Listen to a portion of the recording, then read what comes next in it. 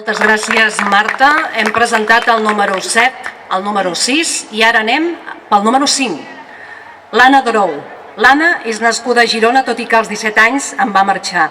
Ara fa quasi 2 anys i mig que es va instal·lar a Llagostera.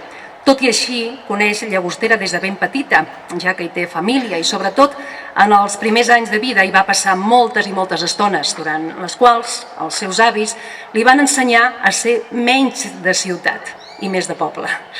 Des que ha arribat al poble, que s'ha implicat al butlletí de Llagostera, participa al club de lectura de la biblioteca i sempre que pot va a activitats de l'ampli ventall que ara esmentava la Marta, que ens ofereix el poble.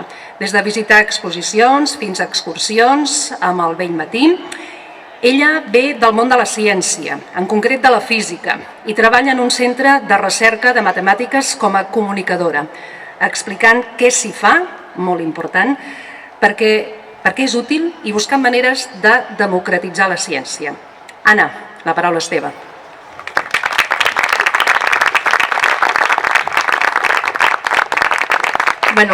Bon dia, quina il·lusió veure tanta gent aquí interessada en aquest projecte. D'aquesta presentació només voldria afegir que vaig arribar a Llagostera per estar-m'hi un parell de mesos i ja hi porto un parell d'anys i mig, tal com han dit, perquè a Llagostera he trobat una manera de fer i de viure que m'agrada molt i que m'hi sento molt còmoda. Primer de tot, he pogut retrobar la meva àvia i tenir prou calma com per recordar les coses importants de la vida. En segon lloc, contrastant amb aquesta tranquil·litat, experimentar la vida en un poble de gent activa i inquieta i amb mil coses a fer, entre entitats, voluntariats, cursos i altres activitats. I amb la CUP Alternativa, a la primera assemblea que vaig anar no sabia on em posava. Els vaig descobrir durant els debats de juliol, debats que per cert considero molt necessaris, i m'hi he quedat, perquè m'agrada el que fan i n'aprenc moltes coses. En el context de crisi ecosocial actual, crec que fan falta 2 elements per tirar endavant. El primer, ser realistes i identificar bé els problemes. Al mateix temps, però, també necessitem esperança, un horitzó que ens permeti avançar. I crec que la CUP Alternativa, i en concret els que són regidors ara, treballen molt bé aquests 2 registres. Fan feina dura del dia a dia en condicions lluny de la idealitat, però al mateix temps amb una direcció clara i il·lusionadora. I per mi un dels temes en el qual això és fonamental és l'emergència climàtica i el replantejament de la nostra relació amb el medi ambient, que és un problema global i de com hi fem front des del municipi. I m'agrada també que la CUP Alternativa sigui ferma en aquest compromís. Des de la regidoria de Medi Ambient, regidoria que portaven David Parrón, s'han aplicat polítiques molt ambicioses, sobretot en tema de residus i de recollida selectiva. A mig mandat, la recollida selectiva estava al 67%. Ara fa uns mesos que ja està al 62% i es tancarà l'any amb un 82%. Són unes xifres brutals. S'han retirat àrees d'emergència. S'han incorporat al sistema de recollida selectiva 3 urbanitzacions i 5 veïnats petits, a part d'afegir contenidors intel·ligents i àrees amb tancament de fusta amb veïnats més grans.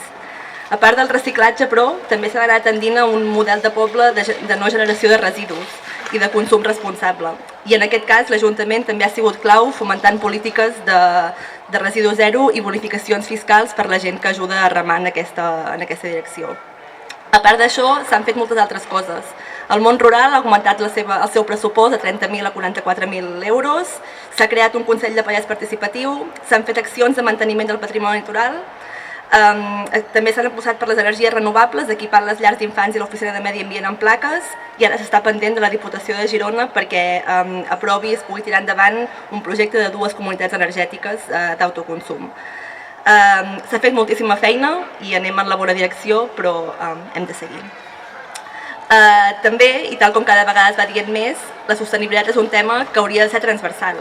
Aquestes accions potents han d'anar acompanyades d'un replantejament del model productiu i econòmic del poble i del tipus de col·laboracions que des de l'Ajuntament es potencien i es tenen. I hi ha molta gent que rema en aquesta direcció. Per això l'Ajuntament participa en xarxes d'economia social i solidària, o també hi ha la CUP de les comarques gironines, que ara, per exemple, ha redactat un decàleg de mesures urgents per aplicar des del municipi, per exemple, espais climatitzats per quan vinguin onades de calor, o subvencions per millorar l'eficiència energètica de les cases, tot de coses molt necessàries. Per tant, no estem sols i com que la CUP també és una cosa que ens agrada treballar en xarxa, que hi ha esperança i il·lusió. I per acabar, dic que estic molt i molt contenta de compartir aquesta candidatura amb els companys de la CUP Alternativa. penso que són gent molt treballadora, molt compromesa, humil, capacitada, i això, hi ha moltes ganes de treballar junts i de fer xarxa. I tinc claríssim que persones com elles són les que volem al nostre costat per pensar un futur, per imaginar-lo i per construir-lo junts. Moltes gràcies.